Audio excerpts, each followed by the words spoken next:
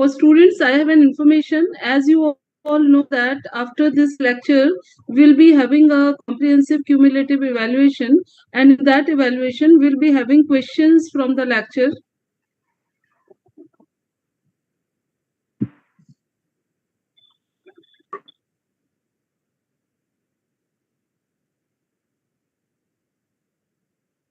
Yeah, so you will be having questions from the lecture from Professor Surya Prakash's deliberation. You will be having certain questions definitely. So please listen carefully and try to understand. And after the lecture, once the lecture is complete, you can have questions also from 11:45 to 12 p.m. So I will just inquire if the principal Saab has joined, and then we'll start with the lecture. Sunny ji, can you please tell me that if Professor V.K. Gupta has joined?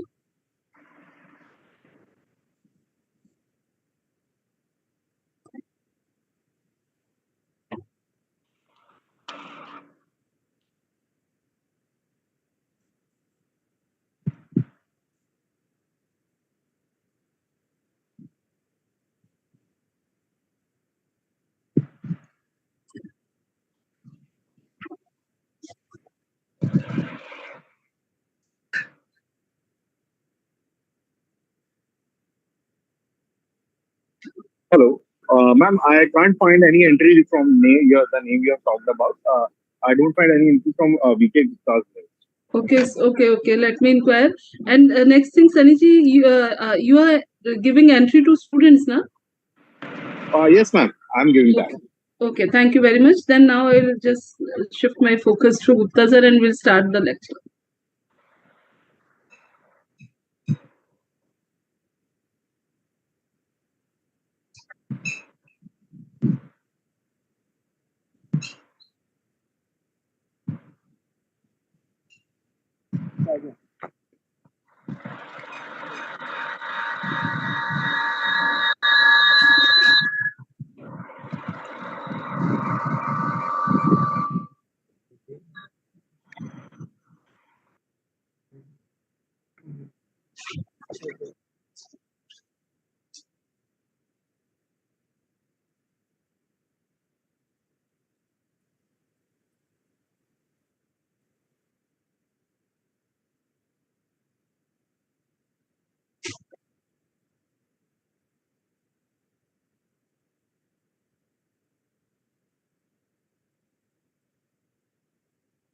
Why are you all silent? Can we start?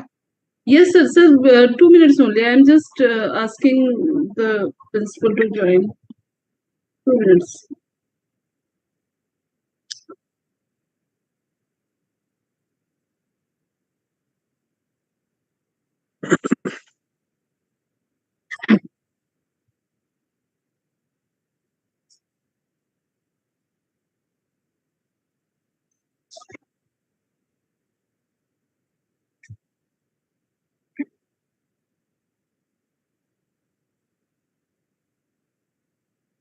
Okay. So we can just hear Professor V.K. Gupta once the lecture is over, as he has not joined. Okay. So, dear students, first of all, I welcome Professor N. Surya Prakash ji. I will request students to please mute themselves. First of all, I give you 1 minute to mute all of you.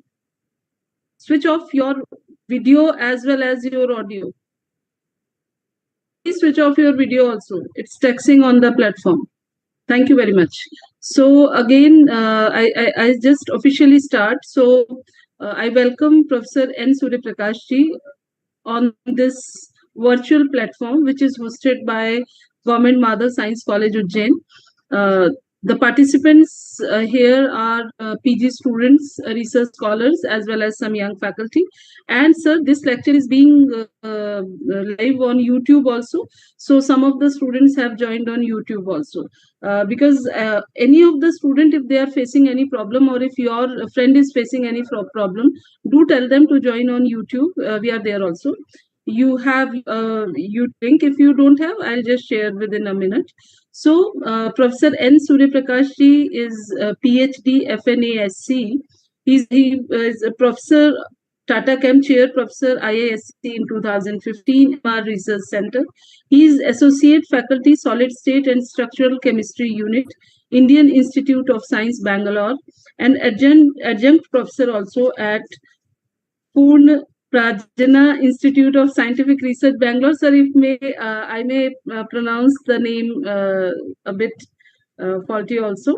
Professor Surya Prakash is not a, I can say that he's not a name which we are not familiar of.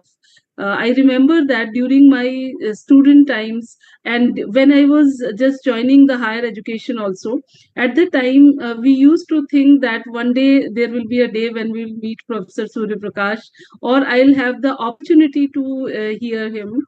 But actually, during those days, I can say that during those days this online facility was not available, and Bangalore was a far off place. So at that time we could not hear him. So these are the fortunate students who have this opportunity to hear to Professor N Surya Prakash ji at this tender and young age, and in their formative years, so that they can understand 2D NMR, which is a bit difficult topic when it comes to NMR. We do understand NMR, but not 2D NMR. We are a bit say that we are not so proficient with 2D NMR. Principles are also difficult. So the research areas of Professor Surya Prakash are NMR spectroscopies of molecules aligned in liquid crystalline media, development of novel experimental pulse schemes, application of low ordered systems for structure determination, development and application one and two-dimensional techniques for aligned molecules. So, Professor Surya Prakash is a name, or I can say that he's a signature synonymous with NMR. Welcome, sir. Welcome you lot. NMR. The selection rule is the change in the magnetic quantum number between any two interacting spins or between any two energy levels should be either +1 or -1. Only then we are going to see a transition. So this, if there is transitions other than plus or -1, they are called forbidden transitions. They are called multiple quantum transitions. You cannot detect by only NMR. So we have to resort to higher dimension NMR. And of course, another last thing is simultaneous detection of different nuclei is not possible. For example, if you go to any NMR laboratory, if you have, give a sample, for example, simple organic molecule, it contains both proton and carbon, hydrogen and carbon. Ask your operator to record a spectrum of hydrogen, he will only give you hydrogen spectrum. Ask him to do carbon spectrum, he will give you carbon spectrum. If you ask him simultaneously, I want to get both proton and carbon, it is not possible at the same time. In the same experimental time, both nuclei cannot be detected. However, all those limitations which I am mentioning here can be overcome if you go to what is called two-dimensional NMR. Before that, let us see what is a before understanding what is a two-dimensional NMR, you must know what is a one-dimensional NMR. The one-dimensional NMR is nothing but simply application of a radio frequency pulse, a 90-degree pulse. We apply a pulse which is on a sample which is kept in a magnetic field, and then keep quiet, don't do anything. This, what will happen? This introduces, the nuclear spins get excited, and excited nuclear spins start decaying to the ground state, and then while decaying, it induces EMF in the coil, receiver coil, and that is a decaying signal like this called exponential decay, also called free induction. It is a time domain signal. As your principal was telling you, if there is a time domain signal, I can do what is called a Fourier transformation. So Fourier transformation I do, I'm going to get a frequency spectrum like this. Time and frequency are called Fourier pairs. They're related to each other. I can convert time domain signal to frequency domain and also vice versa. And this is a conventional one-dimensional spectrum where we have intensity in this dimension and we get the frequency, also called chemical shifts in the other dimension. But one thing we should know is what is that we are detecting here? We are this is the conventional aspect pulse sequence. During this time, we allow the nuclear spin to attain thermal equilibrium. This is called relaxation delay. In other words, I will call it as the preparation period. because I'm preparing the nuclear spins to do my experiment.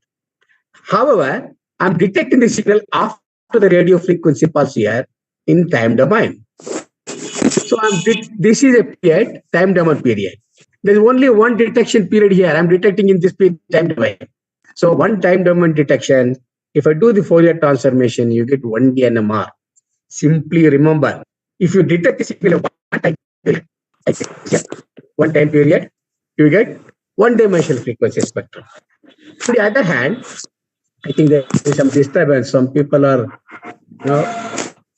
can all of you please mute your mics? Uh, Hello?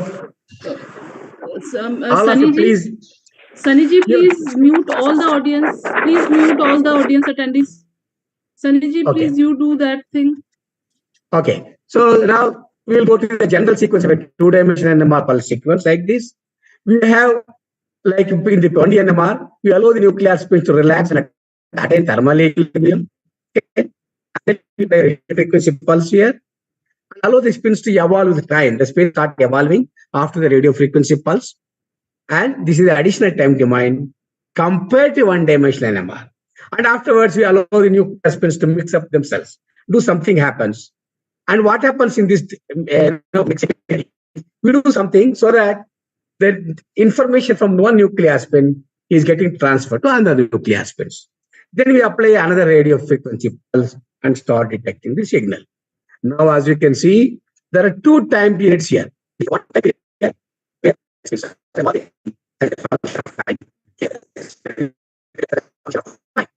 There are two time periods in two-dimensional NMR.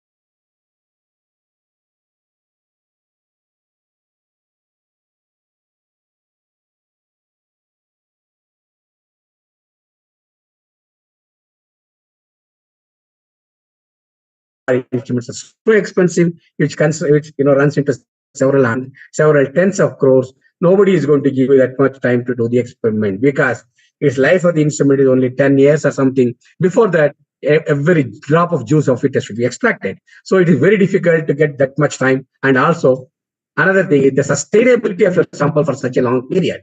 It should not degrade, it should be stable. Varieties of conditions are there. So normally, you do the experiment faster by doing 1D and 2D NMR. 3D, if you have biomolecular spectroscopy, to some extent is fine. And so measurement time also increases exponentially with the dimensionality. And another thing, sensitivity also goes as a square root of the measurement time. As the measurement time increases, you see, the sensitivity also goes down as a square root of the time. And now you can ask me, what is the dimensionality of NMR and the molecular size? I have a small molecule, let us say a simple organic molecule. Do I need a 2D NMR, 3D NMR, 4D NMR? What should I do? That depends upon the size of your molecule. For example, if molecule is let us say 10 or 20 kilodaltons. Okay, 2D NMR is sufficient for you, less than 20 kilodalton molecular weight. If it is around 20 to 30, is okay, still 3D. More than 40 or 50 up to 60, you can go to 4D NMR. Above that, you may have to do several other experiments, several tricks have to be followed in addition to 4D NMR. So it is not possible to get information. What happens is you should understand as the dimensionality increases, information content becomes better and better because there's a resolution in the spectrum with increased dimension. I'll show you what is going to happen. So now, let us say you are a beginner of NMR spectroscopy, you don't know anything, you will come to me and ask me. I have a sample like this, a simple molecule. Then I will immediately say no need for this. It is simple. You look at this 1D spectrum, it's so simple. I think hardly it will take not more than 3 minutes to 5 minutes to analyze the spectrum, because anybody can say this is a CH3 peak, which is coupled to a CH2 is a triplet, and this is a doublet of a doublet. 2CHSR is a quartet because of CH3. Very easy, you can start interpreting it. So it doesn't take more than 3 to 5 minutes. So you don't need 2D and higher dimensions for this. Come to a molecule like this, strychnine. This is a 1D NMR. Now, if I ask you, can you analyze this in a simple one-dimensional NMR spectrum like this? It's a one-dimensional proton NMR. Of course, some of you may say, no, it's complex to the previous spectrum. Yeah, I may require 2D. I don't think that is needed. 2D is not needed. A real NMR spectroscopist who has been working in this area for a couple of years, if you give me this spectrum, hardly I take this I give you all the spectral information. So for in reality, there is no need of 2D.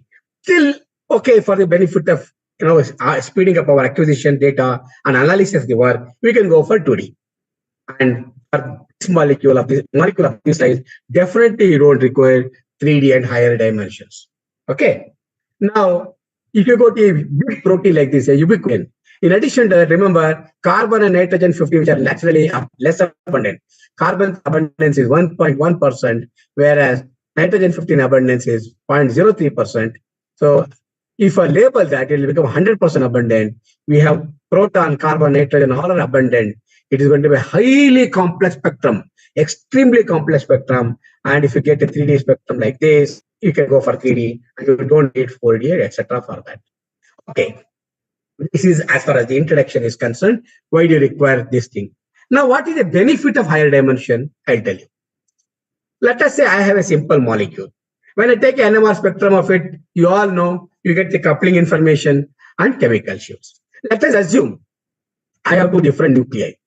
Just for the sake of telling, I'm giving two different colors. But remember, two different nuclei spectrum will not be on the same spectrum at the same frequency. They are all different.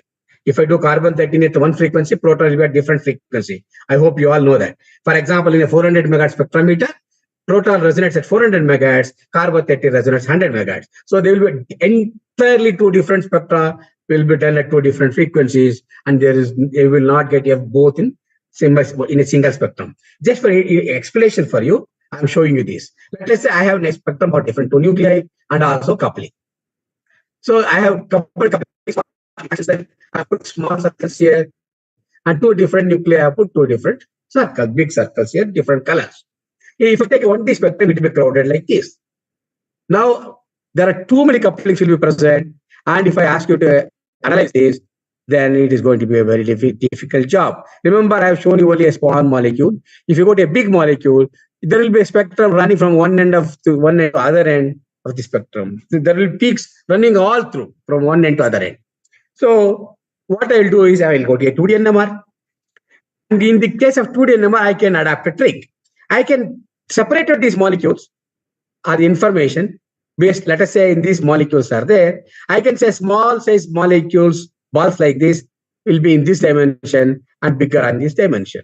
Already I have simplified the spectrum because I have resolved this information. The small balls, these are here and bigger ones are here. I can go to further, make it 3D.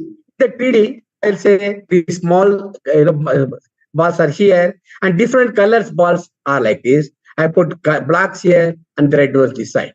And the size in the third dimension. Now, what is the advantage? You can already see. The one-time complex, 2D will already resolve it, makes it simple. And if you go to 3D, it becomes even better. So what it means is, as you go to higher and higher dimension, simplify the spectral complexity. So better spectral dispersion will be there like this. Analysis becomes easy, and you get all the information required in a very, very easy and a straightforward manner. That is the advantage of 2D and higher 2D, 3D and higher dimension NMR. So with this, I would now come back to 2D NMR. Today, because I have to discuss more about 2D NMR, I'll tell you something about different types of 2D experiments. I'm sure all of you would be knowing, since Dr. Kalpana Singh told me, you people have already studied something about 2D NMR. When you have studied 2D NMR, I'm sure you would invariably would have understood the words called COSI, TOXI, ROSI, HSQC, etc. These are all different experiments. Acronyms have been given like this for a particular experiment which is particular information. That's what it is. So this type of 2D experiment we can broadly classify into two divisions. One is called a correlation type experiment, where information in two different dimensions can be correlated. For example, COSI. I will discuss more about COSI now. In the case of COSI, I can correlate the chemical shifts of the coupled spins in two different dimensions. I can have chemical shift of one proton here, chemical shift of the other proton in this dimension. I know which is coupled to which. I can correlate it in a two-dimensional way. Similarly, toxic. This is also a correlated experiment. I can go to another type of experiment called resolved type experiment. What is resolved means? I will resolve the information in two dimensions. I will not correlate. I'll separate out. For example, J resolved experiment. I can get the chemical shifts in one dimension and J coupling in another dimension. It's possible.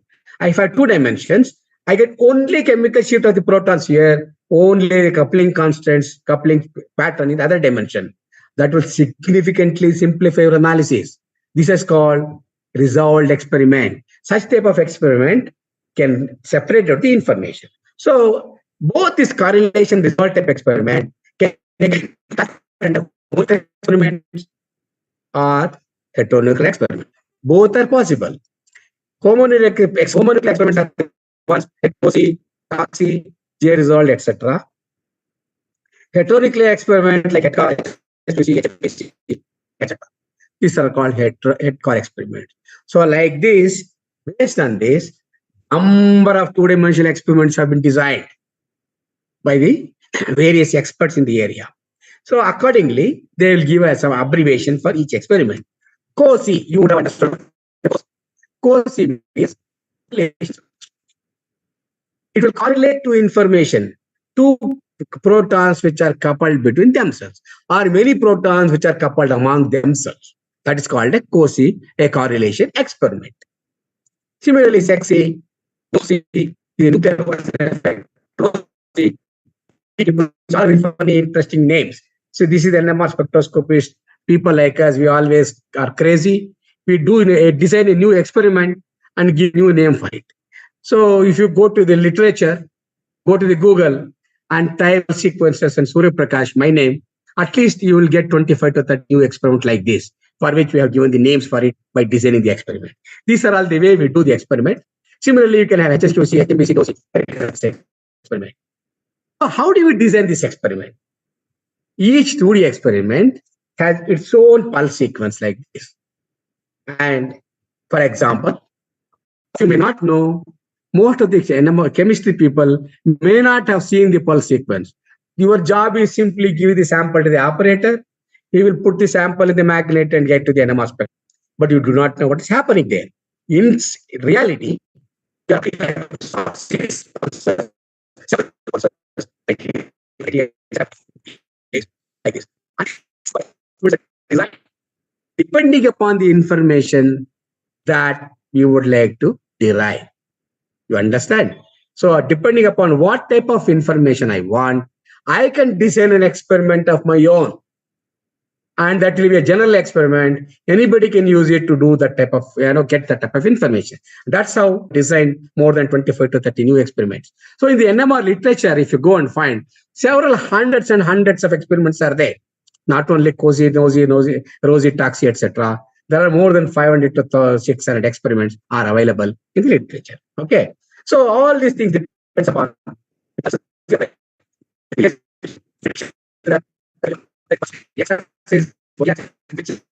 all those matters a lot. Okay. So what happens in any of these 2D experiment? Okay. If you want to see what happens in the experiment, remember there is what is called transfer of magnetization. The nuclear spins, when you put it in a magnetic field, they get polarized. Then we get what is called a magnetization. This magnetization, anyway, gets transferred between the nuclear spins within the molecule. Of course, you can have for different molecules also, intermolecule. most of these experiments are intramolecule. So there's a transfer of magnetization within the molecule. Okay. So this now the question is how this magnetization is transferred between cells. For example, I have two protons. How do this magnetization transfer between these two? You cannot bring two protons touch each other. It is not possible. You are not seeing the proton, but there is a mechanism of transfer. There's a mode of transfer. How the magnet spins give its energy, energy of one nuclear spin to other by different mechanism, either covalent bonds or through space, depending upon their spatial proximity. Varieties of examples are there. So all this mechanism also important. So remember the delays, pulses, and then transfer mechanism and the type of pulses you apply. Everything define the type of experiment you are going to design. Okay. So commonly used experiment. Most of you people, college students, PG students, and the beginner of the research scholars, if you are not a hardcore NMR spectroscopist, you don't require more than these 5 experiments. That's all for analyzing the molecule. Anything beyond that is our realm, is our regime, and we design for the specific purposes. For common users of NMR, who uses the NMR spectrometer for getting information, is sufficient. Similarly, we have heteronuclear experiments. These were all home experiments, and you also have heteronuclear experiments like CAR, block, heteronuclear J result. The same experiment we call inverse experiment called HSQC, HMQC, HMDC. These are all okay. Now I will stop for 30 seconds. With this, now we'll go to 2D and COSI and etc. This was the basically broad introduction to 2D NMR I have given you, and the mechanism of transfer, type of things we do, everything. Right now, if any of you have any doubts, please let me not keep talking myself. I want to hear whether you people have any questions. I'll give you 25 to 30 seconds. Please ask me if you have any questions.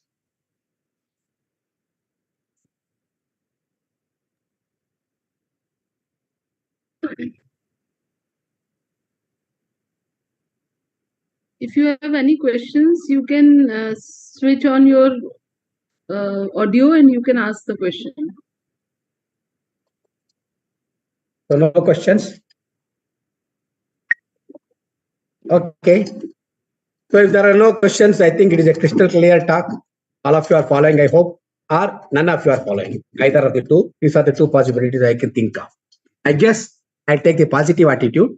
I think all of you have understood. Let us go further. If I take any homonuclear 2D experiments, especially the correlation experiment, the spectrum looks like this. You can see I can draw a diagonal. Homonuclear 2D correlation experiments are always symmetric. It's like a square pattern, and then symmetric, and I can have a diagonal. The diagonal has to be from the left corner to the right corner. You have to draw a line from the left bottom corner to the right top corner. You cannot draw like this. You have to draw a diagonal from the left bottom corner and take it to the right corner. And then you can see some of the peaks sitting here on the top of the diagram. These are called diagonal peaks. Why these diagonal peaks comes, I'll tell you later. And these are all called cross peaks or correlated peaks, which are not, those which are not sitting on the diagonal are called cross peaks. You understand? A homonuclear 2D experiment, correlation experiment, basically will have a diagonal peak and a cross peak. Or if there are more space, diagonal peaks and cross peaks are there. This, let me introduce to you what is a COSI, two-dimensional correlated spectroscopy. Two-dimensional correlated spectroscopy, please understand, this is a very important concept I'm giving you. And every pulse sequence, if you have to understand concept, you require enormous mathematics knowledge. Let me tell you, understanding NMR requires a lot of mathematics. It is not possible to understand by a vectorial representation always of these nuclear spins. What happens when you apply different pulses, how the spins evolve, you can't understand very easily. But some one or two simple things we can try to give hand waving arguments. Okay, so for COSI, I'm trying to give you a concept how this COSI works. When you apply a tuple sequence. Please remember, COSI is a tuple sequence. This is called a preparation period where the nuclear spins are allowed to attain thermal equilibrium, and we are going to apply 90-degree pulse. And this is a evolution period, and mixing period is absent here. It is optional. I can use it or not. And I apply another pulse and start detecting the signal. This is called detection period.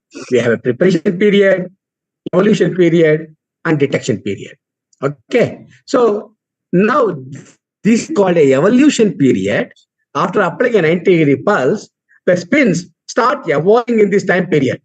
But remember, in a given, you have different protons or different spins which are chemically inequivalent. They will be all evolving at different frequencies, at their chemical shift frequencies. Some of them may be coupled to each other. As a consequence, then you also have a coupling information. Both this information starts evolving here. And then I apply a 90 degree, something happens between the spins and they start collecting the signal. This is a simple, what is called two-pulse COSI experiment. Two-dimensional COSI is a simple two-pulse experiment.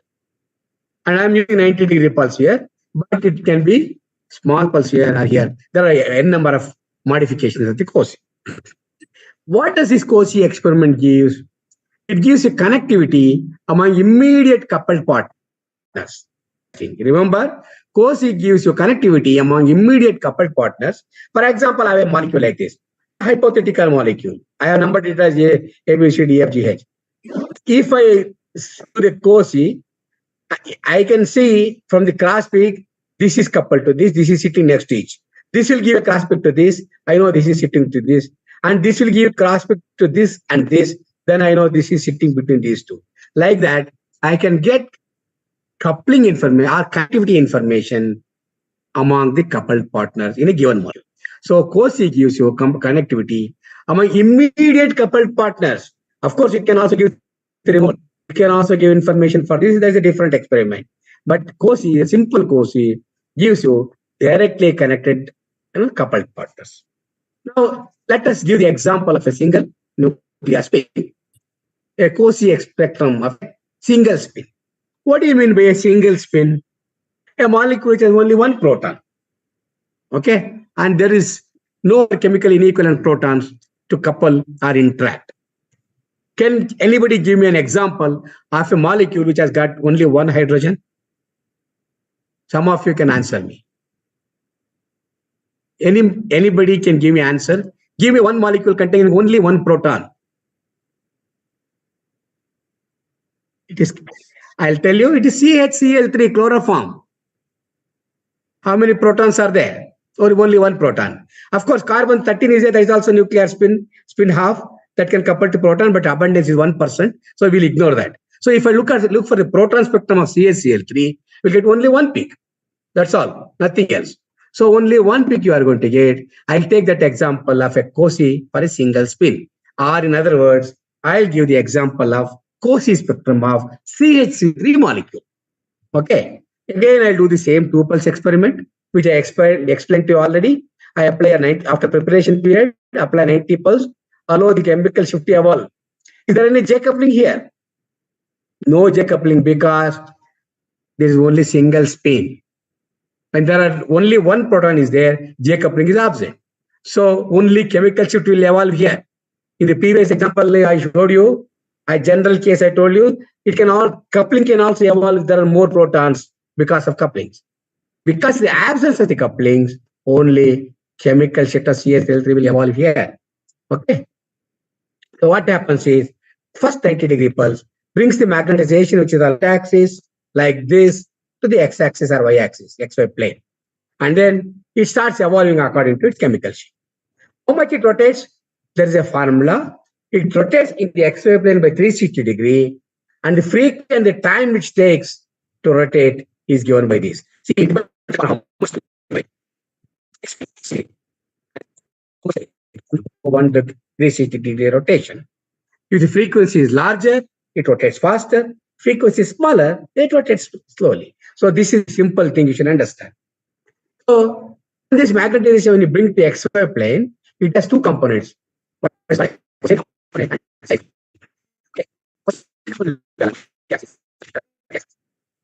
Now I'm applying a second pulse here. Remember, second pulse here. Second pulse acts only on my component is cosine component.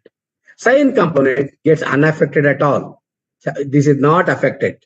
So it continues to rotate the same way without getting affected.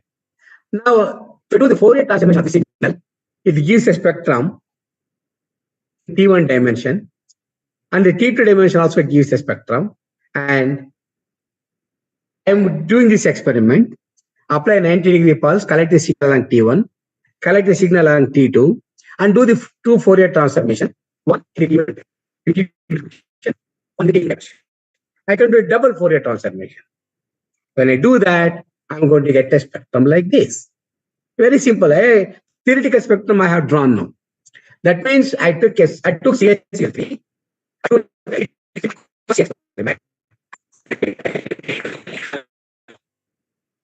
From the diagonal,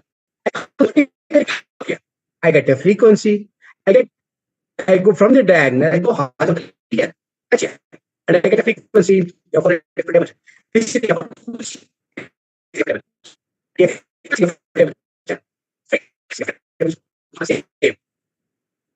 because it's a single spin and it is not interacting with any other spin. There is no way it can give the magnetization to any other spin. As a consequence, its frequency is unaltered. It doesn't change. As a consequence, the frequency for this is a dimension.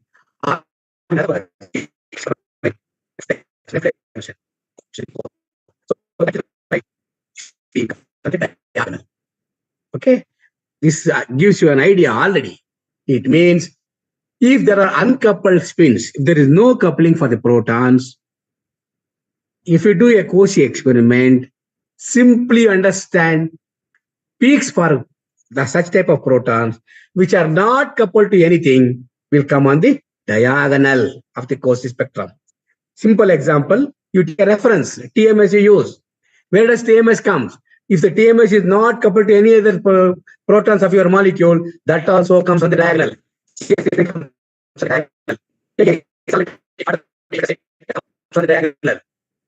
Whereas if your molecule, if it's present, if there's a J coupling, it comes in a different way. So this simple one spin, isolated spin, which is not coupled to any other protons, which took the example to show you that Cauchy spectrum of an uncoupled spin gives a peak on the diagonal.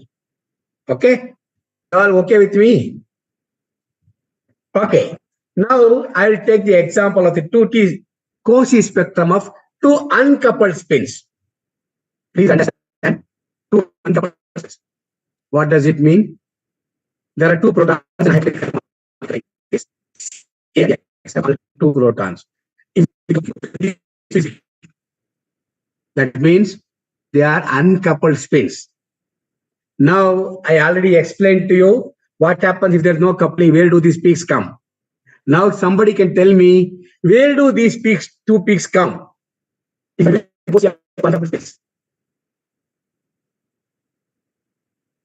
Can somebody give me the answer? I already explained to you. Where do these two peaks come?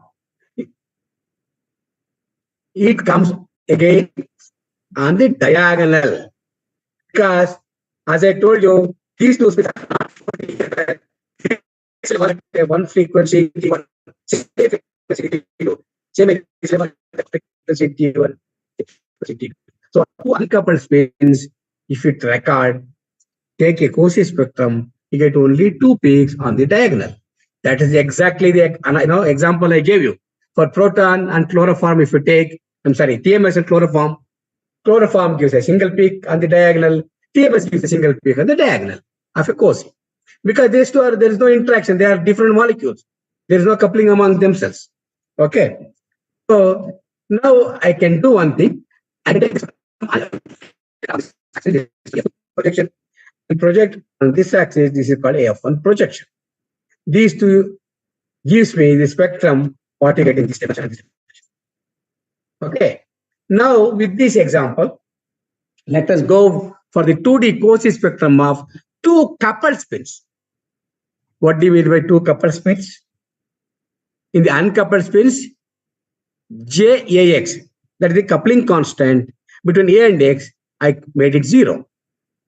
But in this case, the 2D Cauchy spectrum of two coupled spins, JAX is non-zero. So what does it mean? If the JAX is non-zero, now the difference is shift of X plus JAX is also there. So in the 2D Cauchy experiment here, what is going to happen is, in the T1 period, not only chemical shift of both photons evolve, the coupling between these two also evolves here in the evolution period. That's what happens. In this period, both chemical shift of A and chemical shift of X will evolve. That coupling between JAX also will evolve. And now what happens is, exactly similarly. Now let's take the example of only proton spin A. What happens? And again, we understand what will happen to proton X later. X in the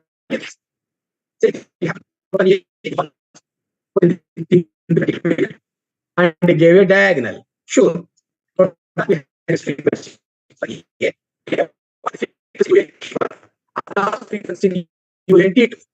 fine. In both the dimension, it has the same frequency. When both the dimension has same frequency, what do you call this peak? It's a diagonal peak. Okay, that's fine. Now, what is my condition? My condition is it is also coupled to proton X through J coupling. So what happens is this A proton will not be silent. It will give part of its magnetization to X. See, these two are two independent spins if there is no coupling. Since there is a coupling, they will talk to each other. There is a medium of exchange of energy between these two. That is coupling. Because of the coupling, proton A gives part of its magnetization to proton X here. This is what is called magnetization transfer or polarization transfer. It happens. Then what will happen?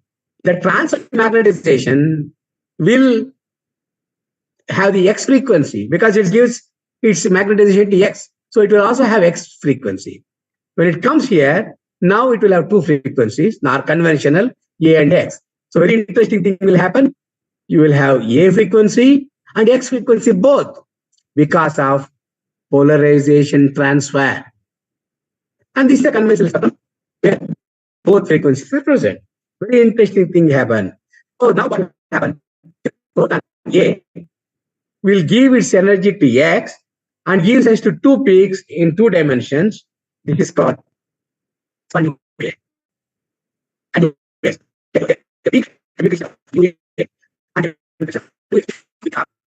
this is called. Remember, if there is no J coupling, there is no cross peak. If there is a J coupling, we have cross peaks. So two protons coupled among each other. What's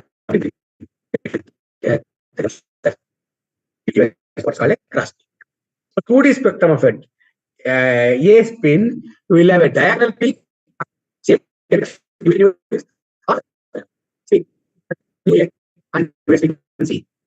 Very interesting.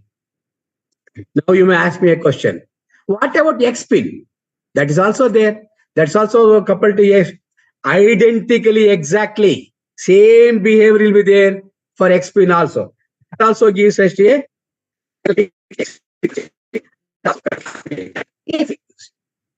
this is what happens when two protons are coupled. Okay, with J coupling. And this is how in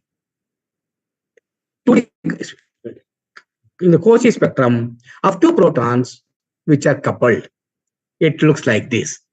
And before going further, I want to ask both of you, some of you or any of you who is present here, if two protons are coupled to each other, how many peaks we get in the NMR spectrum? That is a CH is coupled to another CH. CH proton, another CH proton. These two protons are coupled. How many peaks you get in the NMR spectrum?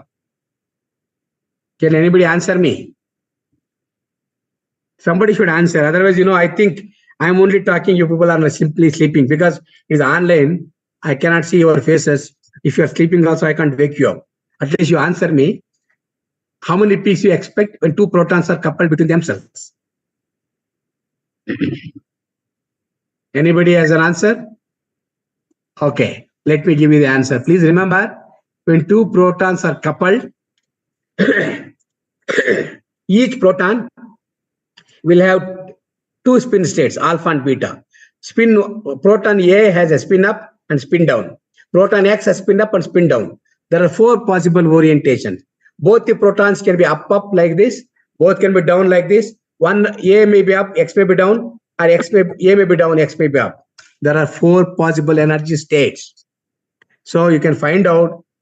I don't want to go into the more details of the theory, everything. You will get 4 peaks, 2 peaks for A and 2 peaks for X.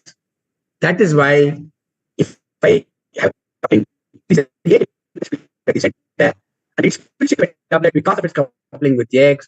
Similarly, X will split into a doublet because of its coupling with A proton.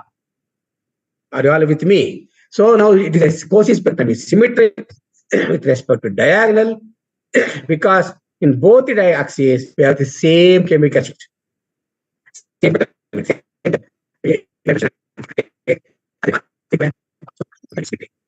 going to now call it a that is my understanding. I'm going to put a diagonal.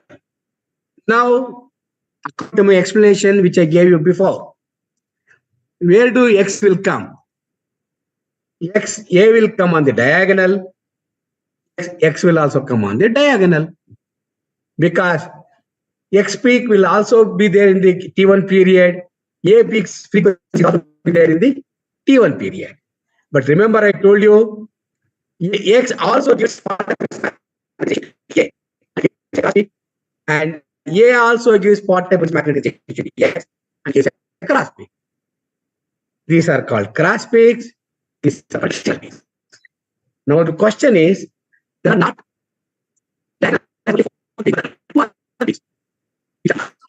diagonal. I still consider them diagonal because they are called autocorrelation. Now I will tell you, if you carefully see my spectrum, I put close here and some here. Why did I put that? There is a reason for it. All the closed circles I call it as positive peaks. All open circles I call it as negative peaks. So if the angle peaks here, all peaks are positive side. Similarly, the angle of A peak, X peak, and the angle of A peaks, both are positive peaks. All signals are positive in intensity. Whereas if you come to the cross peaks, if I go along this axis, this is negative, this is positive. If I come along this axis, this is positive, this is negative. If you come along this peak, this is positive, this is negative. See, something interesting is happening here. What it means is, if I go along this dimension, F2 dimension, for the diagonal peaks, both are positive. If I go along the F1 dimension, again, both are positive. The difference comes only for the cross peak. Look at the cross peak along the F2 dimension, one is positive, other is negative. And similarly, in the F1 dimension, one is positive, other is negative. Please understand, in the NMR jargon, we call these are in-phase peaks. These are called anti-phase. In-phase means they are in the same phase. Both are positive means same phase.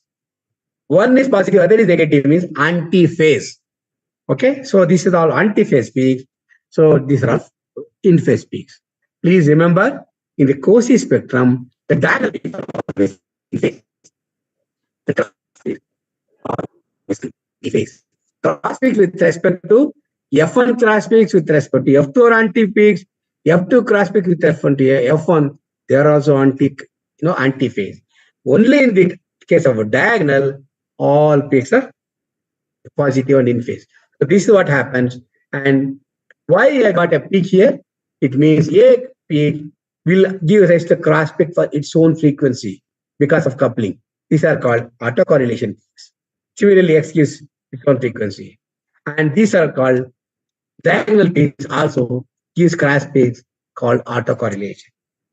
Now, if you look at this one, the frequency of X is modulated the frequency of X because of its coupling, and it gives a cross peak like this. And similarly, frequency of X is modulated the frequency of X. There are four cross peaks. Remember, two spins, if they are coupled, if you take a Cauchy spectrum, you are going to get how many? 16 peaks. Believe me, if you take a two protons which are just coupled to each other, it's chemically inequivalent. If you take an NMR spectrum, in reality, you get 16 peaks. Not only 16 peaks, I don't want to go into the details. If those who are NMR spectroscopists can understand, these are all called T peaks, also have the N peaks, T2 peaks. Don't worry, I don't want to confuse you. Please remember how to analyze the 2D spectrum of two spins. These are all diagonal, these are all cross peaks.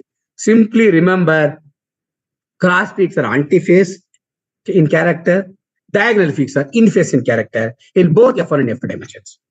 Okay. This is an important point if you remember. In homonuclear 2D Cauchy, the cross peak appears always as pairs, like here. A gives cross peak to X, A will give to cross peak to X, and X will give cross peak to A. They are all mutual. And in homonuclear 2D Cauchy, the cross peak appear always as pairs. Symmetric with respect to each other. Just not pairs with respect to diagonal, they are perfectly symmetric. Not only they are, cross peaks are there, but they are symmetric with respect to diagonal. So this is the important concept of 2D Cauchy. So I took the simple example. What I did is a single nuclear spin like CSCl3, and I showed you the peak comes on the diagonal. I took the example of two coupled spins, two uncoupled spins, and I showed you there is no cross peak. Both the peaks come on the diagonal. I took the example of two coupled spins, and I showed you this gives rise to diagonal peak and also cross peaks. Two diagonal peaks correspond to two chemical shifts of A and X, and A will give cross peak to X, X will give cross peak to A. So this is very important concept before you understand any Cauchy experiment.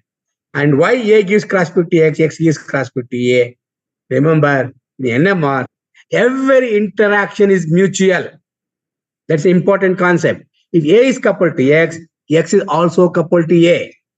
In the Cauchy, during evolution, if A gives energy to X, X also gives energy to A. This is a mutual interaction. That is why the homonuclear interactions, Cauchy like this, they are all symmetric with respect to diagonal, and they appear as pairs. Okay. Now, with this, we will see how we can use the Cauchy to interpret the spectrum. Are you all with me, or am I Greek and Latin for you? I hope you are all with me. Now I am going to take the example of two molecules, some different substitutions like this. I don't know whether there is any symmetry. There is no symmetry, I guess. So these two protons are different, and these two protons are different. Okay. In NMR jargon, we call them as AX spin systems. A and X means two different chemical shifts far away separated with a coupling. That's called AX spin system. There are two molecules. Each molecule has two protons like this. This has two protons. So how many peaks we expect for each of them? I already explained to you. If there are two protons coupled to each other, like AX, Cauchy, you get 4 peaks. 2 for this, 2 for this. Similarly, for this molecule, you get 2 peaks for this and 2 peaks for this. So there are 4 peaks for each molecule. Now I'll do a trick. I'll take these two molecules and mix up. I don't take the spectrum individually. I'll mix it up. By mistake, I made a mistake and then mixed up everything. Now I took the NMR spectrum. How do you get the NMR spectrum of mixture of these two molecules? You get 8 peaks. 8 peaks, I call them as 1, 2, 3, and 4, four different protons. Each proton is coupled into a doublet because of its coupling with other proton. So these four peaks could be one molecule. These four peaks could be another molecule. Now, my question is, what are the peaks corresponding to each of these two molecules? If I ask you a question, if I don't tell you which is which, I mix up, take a Cauchy spectrum and give you like this, or not Cauchy, 1D spectrum, and ask you to identify which are the two coupled partners. How do you understand? There are various possibilities. Now, my question is, if I ask what are the coupled partners, so this could be for one molecule, 1 and 2 may be coupled, 2 and 3 and 4 may be different molecule. Another possibility, 1 and 3 may be peaks from one molecule, 2 and 4 can be from other molecule. That's one possibility. Another possibility, 1 and 4 can be peaks from one molecule, and 2 and 3 can be peaks from other molecule. There are three different molecules, then three different possibilities when two molecules are mixed. And if I give you the 1D spectrum like this, you have three solutions possible. You cannot tell authentically which is the peak corresponding to which molecule. There are ways, provided the couplings are different and all things. Some chemical intuition you can use. I am assuming that we don't know all those things, and we know only we have four peaks, two molecules, each four peaks for each molecule, and two molecules are mixed, and you have three possible solutions like this. How do you get the single solution? All you have to do is, whether it's true or false, simply run a Cauchy experiment. What you do, if I run a Cauchy experiment, now Cauchy has a diagonal like this. I told you these are all diagonal peaks. These are all diagonal peaks. And this and this are cross peak. And this is 1 and 2. In the case of 1 and 2, this is a cross peak between 2 to 1. And this is a cross peak between 1 to 2. Now, similarly, 3 and 4 are here. These are all diagonal. And this is a cross peak between 4 and 3. And this is 3 and 4. So, if my solution is this one, okay, for some reason, if 1 and 2 are the peaks from one molecule, 3 and 4 are the peaks from other molecule, if this is the solution, Cauchy spectrum looks like this. Very simple. Run a Cauchy, you'll get a Cauchy spectrum like this, where 1 and 2 gives cross peaks, 3 and 4 gives cross peaks. Are you okay? Now, this is a cross peak. Similarly, 2 and 3 and 4 are, that will tell me these two are different molecules. Now, for the second solution, if you take a Cauchy spectrum, this is what happens. Now, 1 and 3 are coupled, it will give a 1 will give a cross peak, 3 will give a cross peak. So that is 1 and 3 are coupled to each other. Similarly, 2 and 4 are coupled to each other. This is the spectrum of a Cauchy you get if this is the solution for this problem. What happens if this is the solution for the problem of mine? Then what will happen? 1 and 4 are coupled. You get a cross peak between 1 and 4. 1 is giving cross peak to 4. Similarly, 2 is giving cross peak to 3. Is giving cross peak to 2. So, if I have a mixture of these molecules like this, very easily you can identify which are the coupled partners. From the coupled partners, you can identify the peaks corresponding to different molecules. Is it okay? This is a simple use. I am showing you how you can utilize the Cauchy for your analysis. With this knowledge, let us go and analyze what is called a Cauchy spectrum. Simple example, 1 or 2 example, I'll take it. Let us see how we can go ahead. This is the Cauchy spectrum of a molecule called ethyl 2-butadiene. Now, I assume that all of you have understood NMR. You are experts in NMR. There are two terminal groups here. Usually come to the high field. This is a high field region. And these are all CH2s, 2, 3, and 4. They come in the downfield region. So I know this is these two peaks must be methyl peaks, CH3 peaks. I'll start with one of them. I don't know which is which. Start with, let us say, proton 5, the diagonal. Start with diagonal. Vertically down, you hit a peak here. Go horizontally down, you hit another diagonal. go vertically up, you hit a cross peak, come down, you complete the square. You will see for two diagonal, you get two cross peaks. Like this. What does it tell you? 5 is giving a cross peak to 4. That means 5 and 4 are coupled to each other. So this is, if I assign this peak to 5, this must be 4. So I can assign these 5 and 4. But now there is no other peak for 5 and 4 coupled. So there is no coupling. So now let us start with proton 1. Proton 1 diagonal. Start with diagonal of proton 1, come down. It is hitting two cross peaks here, you see? Two cross peaks. One is, of course, one of them. I'll complete the square. 1 to 2, 2 to 1. At the same time, 2 is also coupled to 3 here, you see? And in addition to that, 3 is also coupled to 1. There is a long range coupling. So, very easily, I can interpret the spectrum.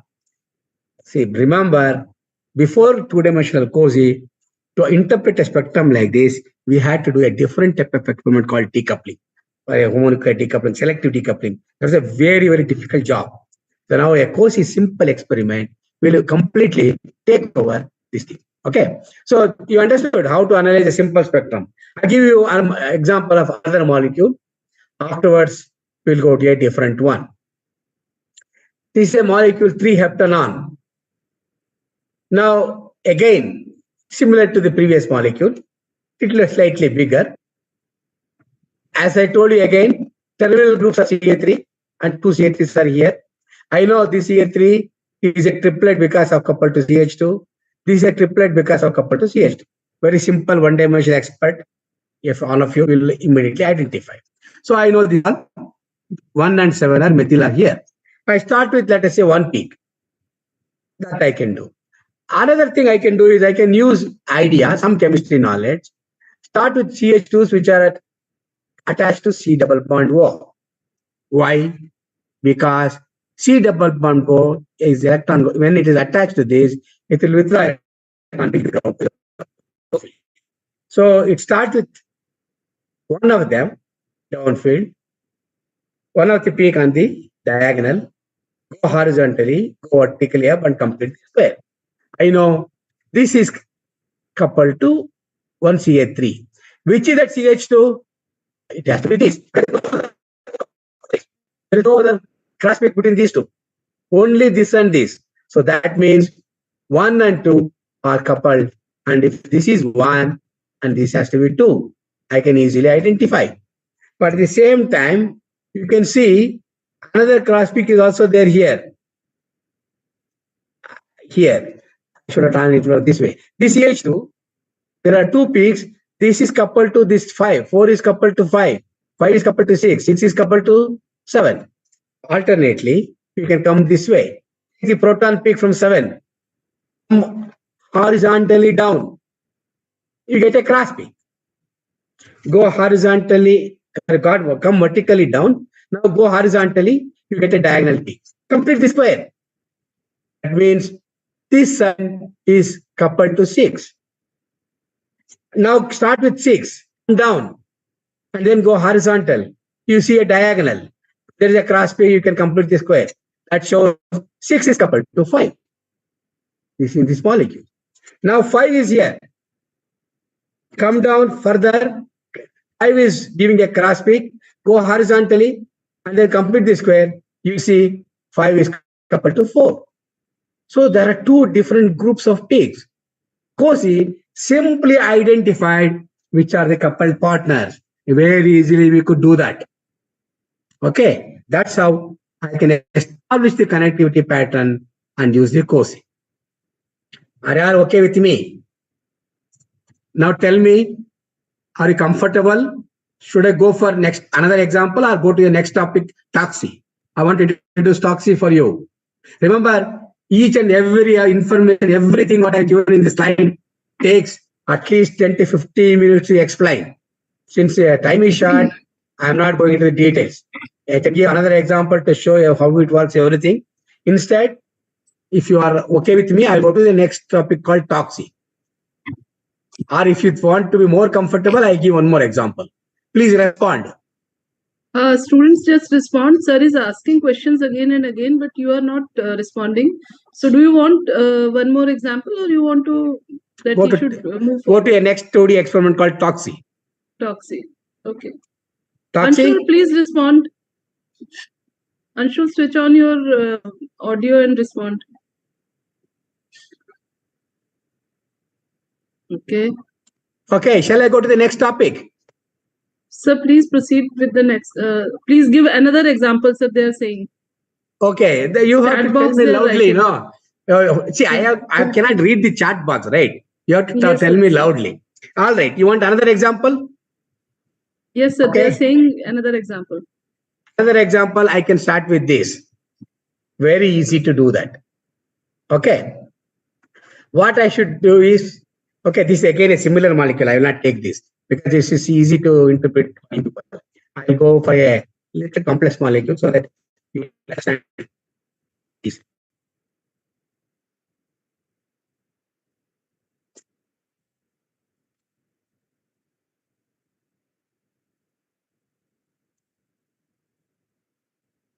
Wait.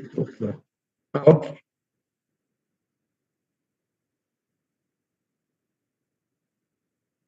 Okay, I'll take this example.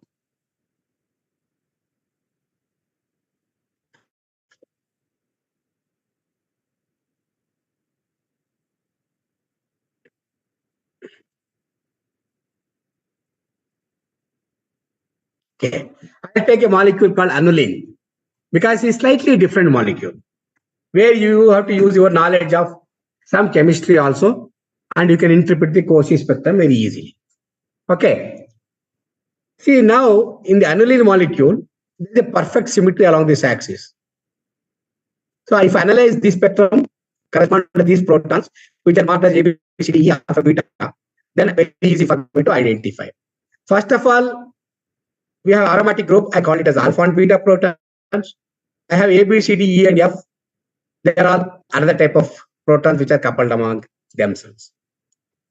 One thing you should know, proton A and F in this molecule are the only ones which are coupled to only single proton.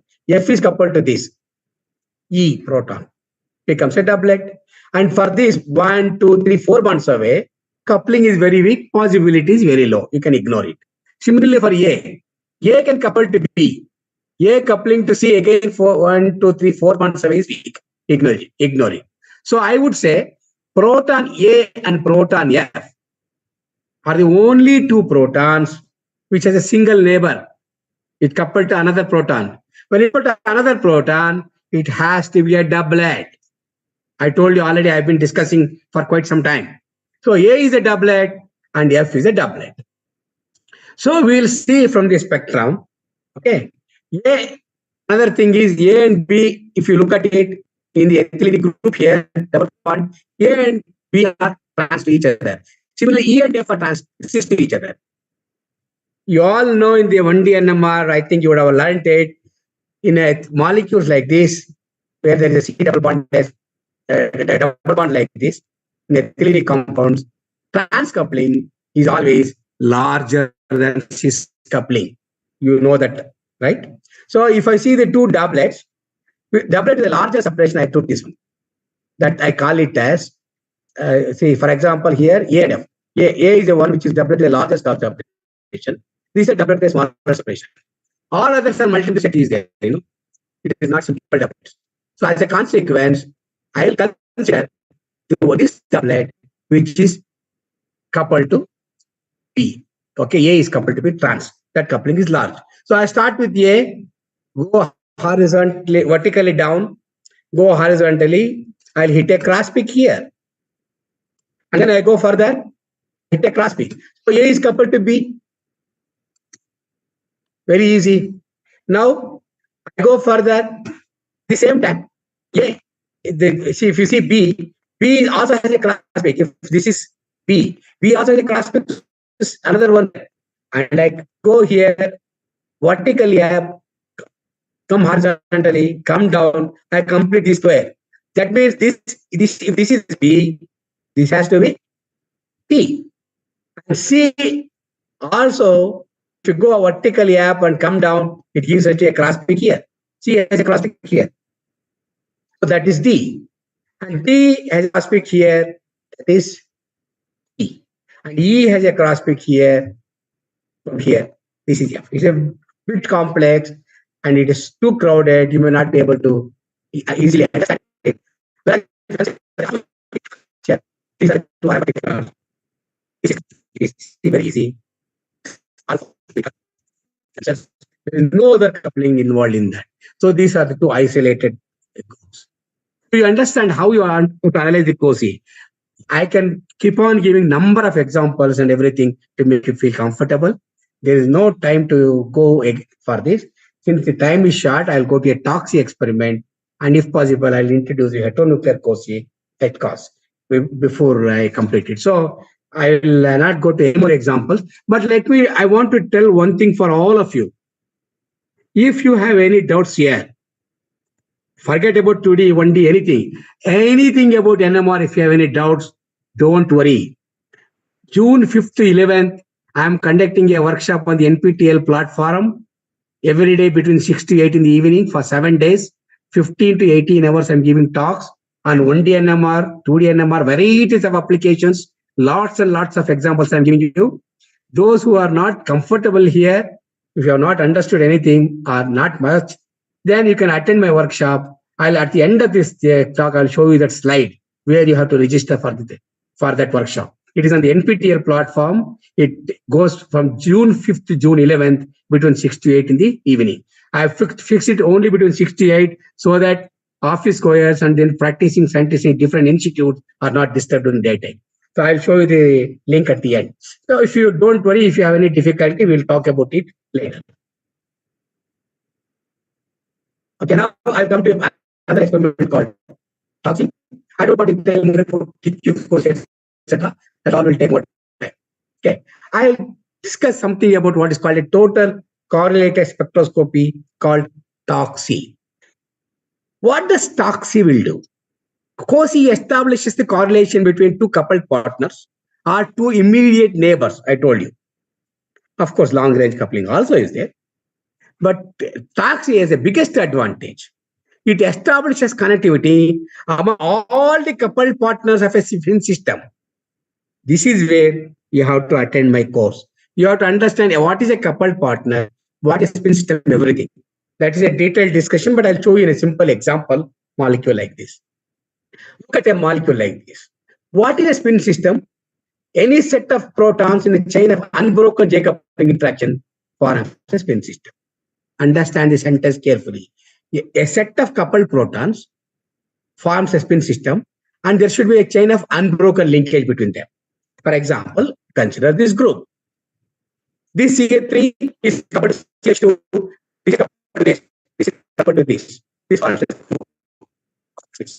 spin system. This CA3 may not couple to this. This coupling may be 0. I don't care. But together, there is a chain of J couplings. This, let us assume, is not coupled. Similarly, this one is coupled to this. This one is spin system. What about this CA3? Let us assume it is not coupled to any other protons. And this CH2 is very far. Let us assume they are not coupled. So if I assume these things, this forms one system. This forms there are three different spin systems here in this molecule. So if I do a TOXI experiment, a simple one TOXI experiment, I can identify all the cross from this to this one experiment. Similarly, cross peaks among these coupled protons in one same experiment and for this. So you don't have to do multiple experiments. Like in the case of COSI, I went by a ladder. I took one proton from the diagonal, went horizontally, then vertically, vertically. I have to keep going like that. It's a strenuous process. Whereas TOXI gives me the coupled information, coupled protons, which are coupled in a given spin system in a single experiment. Okay, I'll show you the example like this. simple TOXI experiment, how experiment does. It is similar to a COSI, but instead of a second 90-degree pulse, use what is called isotropic mixing.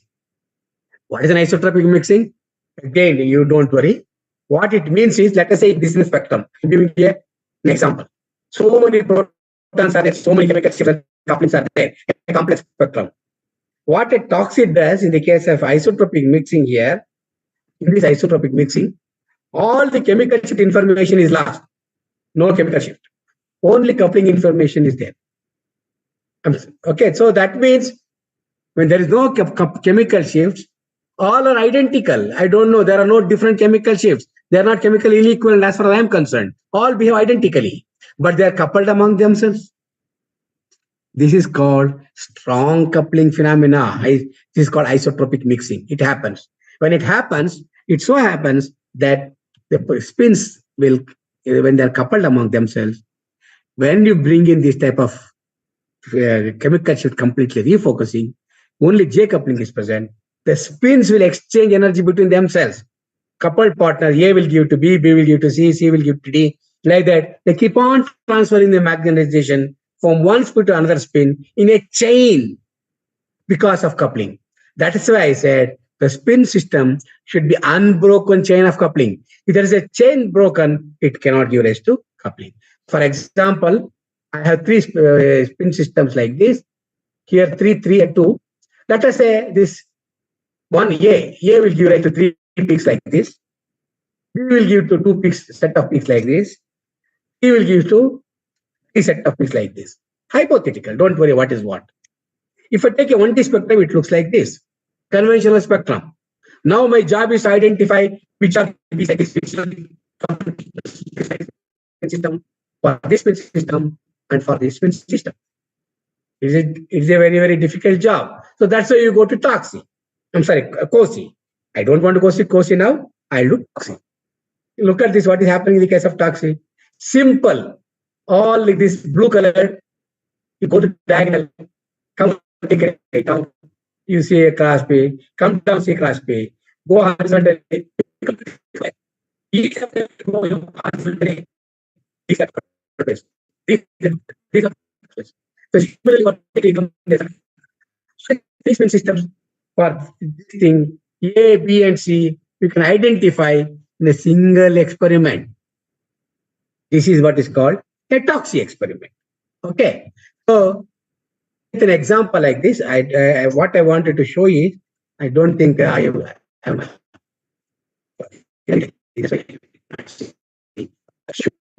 simply logically you understand what is happening in the case of the TOXI. It is like a relay race. Like a relay. Will be like passing on the baton from one to other. Take for example in a Olympic race, the great for a baton in his hand. He will hand it over to him. He will hand it over to his partner. Like that, 4 into 100-meter relay. First will give to second, second to third, third will give to 4. That is why baton is passed. They are all team members. Similarly, Japan fellow, he will give his baton to him. This fellow, Jamaican, will give his to another. This is not been system.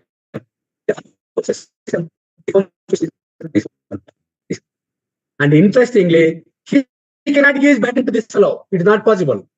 You cannot cross over. That is why different spin systems, among different spin systems, there is no transfer of magnetization. The transfer of magnetization is only among the coupled partners of a given spin system. So Great Britain will give a baton to this fellow, Japan will give this. Exactly the analogy I get for this. Okay. That's why all coupled partners can easily be identified like this. Now take the example of the which we analyzed earlier. This is a TOXI spectrum. 1 and 4 we analyzed. We said 1 and 2 coupled partners we analyzed by COSI. So when we analyzed this one, we started with 7, we came to 6, to 5.4, we went like this, step by step in a ladder. But now in a TOXI, I come here, go one line down, 6, 5, 4. All coupled partners analyze, identify in a single row or a single column. Either way, you can row or column because spectrum is symmetric. identify. You understand? Oxy is the simplest example. It is like a relay, giving energy from one spin system to another spin like that among all the coupled partners. Very easily you can identify them. This is a two-spin different systems. Identify. For example, in the case of the taxi for this one, it is like this. Same thing if I do the COSI, it is like this. COSI is like this. We get like this. What, 7 to 6, 6 to 5, 5 to 4, like this. Here, an experiment, we get it. That is the advantage of taxi. Taxi can give the coupling information of the coupled partners in a single experiment. You all understand? I hope you are understanding. So now I'll ask you a simple question. Where can we utilize this taxi? Every molecule need not have a coupled spin system like this. Simple example is take a protein. What is a protein? It's a chain of amino acids. And each amino acid is a spin system. Starting from the methyl group up to NH proton, you can say CH3, C alpha, C beta, C gamma, up to NH proton you can go. And that each amino acid is a particular spin system. You simply take a protein. If not a big protein there, then it may be very complex. Take, let us say, a peptide of a 10 residue, 20 residue, to a toxi. You get each several then it corresponds to one amino acid, starting from CH3 proton to NH proton, all the coupled protons can be easily identified. You understood where toxi can be utilized. That is the advantage of toxi. Whereas for such a big molecule, if you want to do COSI, it's a really horrendous task. It is really difficult task, very, very challenging. That is why this toxi was designed. So hopefully you understood everything. And example, in a pigma like this, I have this system for me.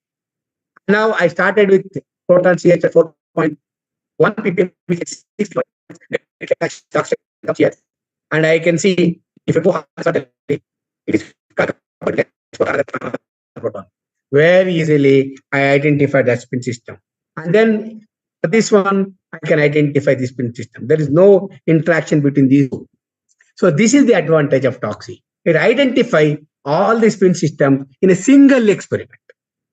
Okay, with this, now I'll show you one important advantage of toxi. You may appreciate what is the use of toxi apart from this. An example, I have one spin system, 1, 2, 3, 4, 5 are coupled. Another spin system, let us say A, B, C, D, E, yeah, all are coupled. There is a coupling between them. A1 is coupled to 2 by J coupling. Similarly, 2, 3, 4, 5. And interestingly, it so happens chemical shift of 3 here and chemical shift of C here overlap. Accidentally, there are two different molecules, two different spins. I took the spectrum, and when I want to do this thing, I see overlap at this point. HC and H3 are overlapped. Now, if I do a COSI, I start like this, go like this, go like this, and go like this. This all correspond to A, B, C, D, E, and 1, 2, 3, 4, 5. I put 1, 2, 3, 4 goes to 5. I can identify. Similarly, 2, 3, 4, well, no, not 2, 3, A, B, C, D, E. You can easily identify. Okay, that's fine. But don't you think I could make a mistake here? Instead of like this, instead of going like this, 1, 2, 3, instead of 4, the possibility I can go here. I can go like this. What stops me? There is a cross peak. I can make a mistake. Then my analysis is not right. It can also happen for this. Instead of starting like this, instead of going to red, I can go to blue. So when the peaks are overlapped, when I try to analyze the COSI, you may make a mistake. You understand? On the other hand, I am going to do a toxi experiment like this. Toxi, all the blue identifies like this, or all the red identify like this. Very easily, I can identify all the P corresponding to particular spin system. So there is no confusion even when there is an overlap. You understand? So these are all some of the tricks. When you are analyzing a complex spectrum, I am giving these are all hypothetical example. Remember, I have put this spectrum on the things myself. These are all theoretical, no experimental. But if you come across a situation like this, you should know when to use COSI, when to use TOXI, how to analyze. So this one simple example of a TOXI which I am giving you. Okay, advantage over COSI. Okay, so now my I am is already around 11:40. Are you people fed up with me, or still you like me a lot? Tell me. Should I continue for another 5-10 minutes or stop it? If you want, we can have interactive session. Because if I start inverse spectroscopy, that will take minimum half an hour to 45 minutes. That will be heavy dose for you for one day. Here, I'm going to tell you about HSQC, HMBC, how how heteronuclear correlations and how heteronuclear interaction separations can be done, everything. I'll give a lot of examples. That will take at least 45 minutes minimum or 1 hour. So I don't know whether I can cover it in 5 or 10 minutes. What I suggest is we'll stop now. We can have interaction. And if those few people are interested, I will show. As I told you, this is the workshop which I'm conducting. This is the platform where you have to register. I am giving you one and two NMR spectroscopy principles and analysis of spectra, where heteronuclear spectra of varieties of nuclei, 1D, varieties of possible 1D experiments, and splitting patterns, 2D experiment, varieties of 2D experiments, everything I'm covering in this. It is evening between 6 to 8. So those who are interested can register, and you will learn a lot from that. Much more I'll be covering there. Not in this speed. I'll go a little slow there. Okay, I think there is no point in going further. I'll stop it here. Anybody who is interested can have an interaction. You can ask questions. We'll discuss. Thank you very much. So thank you, sir. Sir, actually, students are writing, yes, sir. They want to learn more, but as suggested by you that they can join this workshop from 5th to 11th, and I will request all the students to please register in this workshop so that you may have another chance to have to listen something from sir again. So once you join this workshop, there will be many things which will be there. So many students will, I assume that many will join. So if you have any questions, you can ask right now. That workshop is basically covering a lot of things, especially for junior research scholars, chemistry research scholars who are starting their research career, who will be using NMR extensively. It is useful. For PG students, to some extent, I don't know, depending upon their syllabus, how much is there in their syllabus. So depends on their requirement. But definitely for research scholars, practicing scientists who are practicing, junior scientists and others who are practicing from pharma industries or any other industries, it is very useful, because I'll give for every at least I'll be covering 10 to 12 different nuclei, heteronuclear NMR spectra analysis, how to get the information, etc. Lot of information you will be covering. So I'll be covering. So if you want, you can register for that. Especially I recommend for research scholar and PG students. Okay, now you ask me questions, please. Okay, students, you can ask questions now. House is open for questions. However, I know that these students are very shy when it comes to asking questions. But don't be afraid. Otherwise, shall I ask questions? If somebody wants to write in the chat box, I will read through the chat box also. You can write in the chat box also. That's also possible. Yeah. Sir, I just want to add over here that they have right after this lecture, they have an evaluation session also, where these students, they will have to answer the question based upon your lecture. I have been through your lecture very seriously, so I will prepare some of the questions based upon the questions you asked, and the topics you taught. Will ask some questions from that, so that we may come to know that how much they have understood, and then they can join your workshop that is on 5th to 11th of June. Sir, NMR has been given quite weightage in case of these PG student syllabus also, because continuously from second semester to Oh, fourth semester. then they should attend that workshop. Yes, Definitely, sir. it is beneficial for them. And I think the Sir. registration is ending by the end of this month. And Yes, then sir. many people are already it opened recently. Already, a lot of people have registered. Before it Yes, closes, sir. people can register. Yes, sir. Yeah, that I'll see to that they register today, because from second semester to fourth semester, in every semester they have NMR. Oh, then it is all of them should register, because there I'll give one day, which let me tell you, I am not bragging. This, if you attend this course, you will not learn this from any other book anywhere. If you Yes, can't sir. learn from me, you will not learn anywhere. I can tell you. Yes, So sir. much examples, so much of concepts and principles I'll explain, which you will not Uh, find in any book. I think they might have realized, and I have realized today, that reading from book is another thing, sir. But just having a chance to understand directly from you, that is another thing, sir. When you are Yeah, teaching, that is another thing. So, yeah. students, I have 125 lectures on NMR spectroscopy in YouTube. yes, Those sir. who are interested can listen, but that will be a huge thing to listen. Best thing Yes, is to sir. attend to workshop. Then you will listen Yes, directly. yes, sir. Students, do you have any questions? No, okay. So you can do one thing also, that before you attend the workshop from 5th to 11th June, you can just go through this lecture also. This lecture is also recorded on YouTube. So you can just have a repeat session on this lecture. You can just digest this lecture, and then you can try to understand by listening the lecture again and again. That will also be a great thing. So, sir, I think This today number anyway, this portion will be again covered in the workshop, but in more detail with a little slow I go. yes, All sir. right, you are telling me something. Yeah. Okay, sir. So, if there are no questions, can we close this Sure. session, students? Okay. Gupta sir, are you there?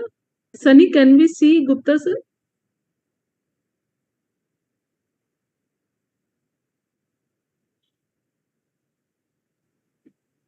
Hello. Yeah. Yes, Can please. can we see Gupta sir over here? Ma'am, just let me check. Ma'am, sir is there in the meeting. He's Yeah. there. Sir, Gupta sir, am I audible to you, sir?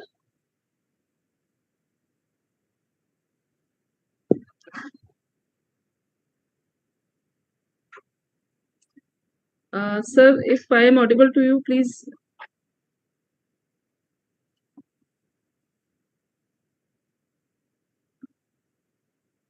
It's okay. I Okay. think there is some communication gap. Yes, actually, network issues are, I Yeah, think, because I can also see him, but I understand. There's no yes, sir. need to wait. There is some communication issue. We can Yes, sir. close it. Yes, sir. Uh, Let me just ask once.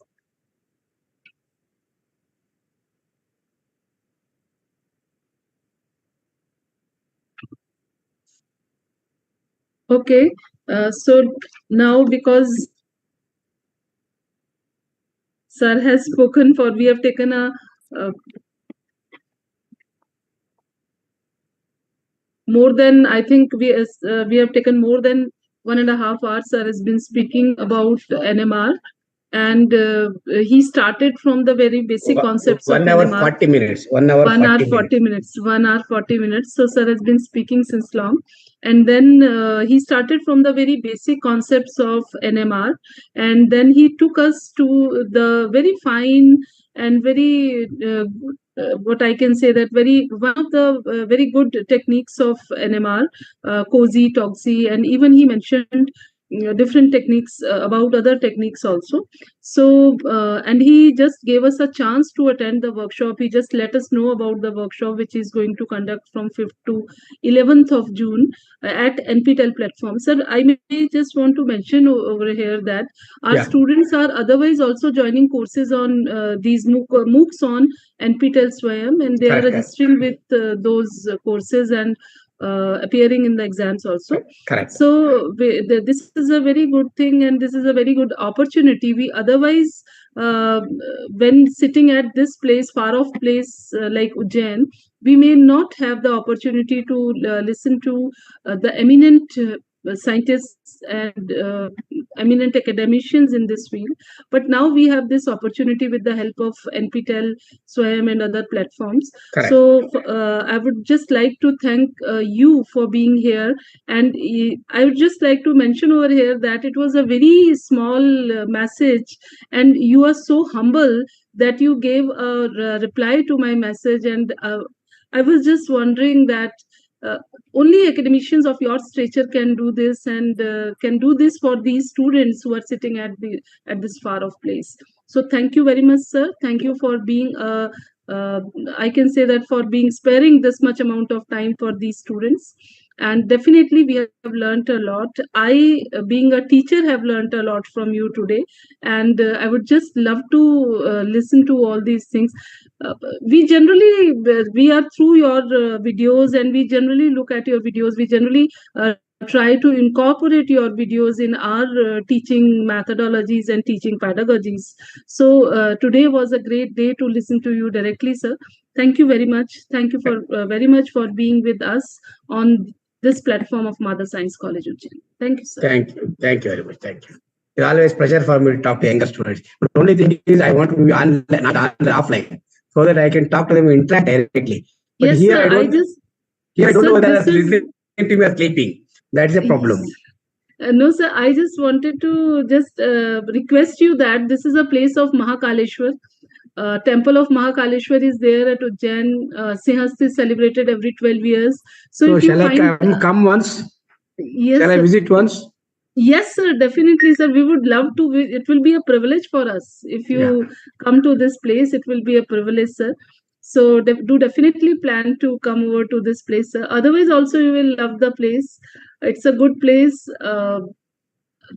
Bhagwan Mahakal is everywhere, and this place Definitely. is ruled by the or by that aura only. So thank you so very much, sir. Thank you for Thank being with you. us. Okay, thank you. I'll have an Thank you, opportunity sir. to visit once, I guess, and I'll meet you there. Thank you, And sir. then I want Thank to you, come sir. to home. Yes. Thank you, madam. Thank you Thank very you. much. So I Thank you, can sir. log out now. Yeah. Okay, thank you, sir. For students, I have a message over here. We are going to post a link in this yeah, Zoom platform, and as well on the YouTube platform. So the link is pasted by the administrator. Please copy this link and give your feedback. Once you give your feedback, your attendance will be recorded. On the YouTube also, please share this, copy this link and give your feedback. This will be recorded there. I'm giving you 2 minutes of time for just copying this link. Link is there. Administrator has given. This is a Google form link.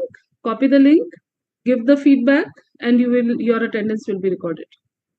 You will be given e-certificate based on this feedback which is given by you, and this e-certificate you will be using while submitting your CCE, or while when we are evaluating your CCE, we will be looking onto this attendance and the e-certificates which is being provided.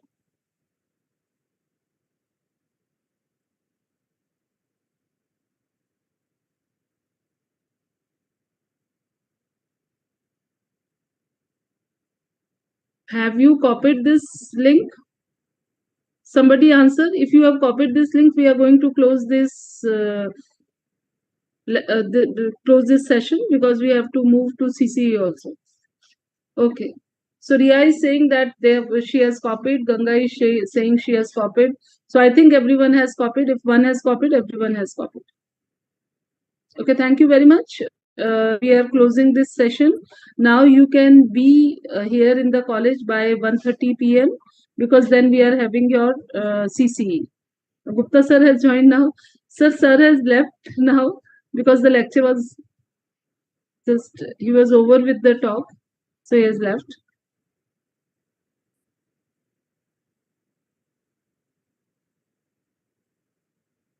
Okay, thank you very much.